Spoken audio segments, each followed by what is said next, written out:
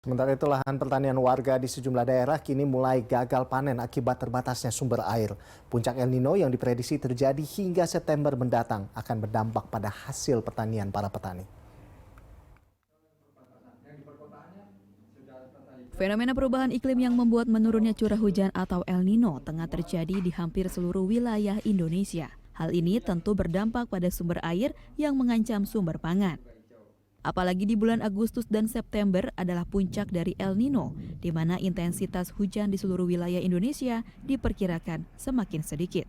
Sejumlah daerah bahkan kini mulai merasakan cuaca panas yang ekstrem dan juga kekeringan. Misalnya di Kelurahan Wonotirto, Kabupaten Kutai Kartanegara, Kalimantan Timur. Akibat kekeringan, sebagian besar lahan pertanian baik sawah maupun ladang kini retak-retak. Ratusan hektar lahan persawahan di kawasan tersebut merupakan area persawahan tak ada hujan, sehingga sangat mengandalkan curah hujan agar bisa memperoleh hasil panen yang maksimal. Para petani di wilayah ini mengaku kekeringan bahkan telah terlihat sejak Juli lalu. Kita tergantung nanti, kalau memang dalam waktu tidak terlalu lama ada turun hujan, insya Allah mungkin bisa ada harapan untuk panen. Tapi kalau umpama sampai setengah bulan lebih, mungkin ya harapannya kecil untuk masalah panennya.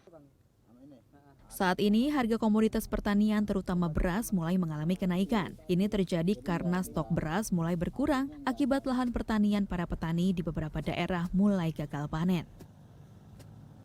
Tak hanya itu, warga di sejumlah daerah kini mulai kesulitan air bersih. Diperkirakan dampak El Nino akan semakin terasa dalam beberapa pekan ke depan. Fenomena iklim yang membuat penurunan curah hujan El Nino ini diperkirakan akan terjadi hingga akhir tahun ini. Saat ini, 63% wilayah tanah air sudah masuk musim kemarau dan terdampak El Nino.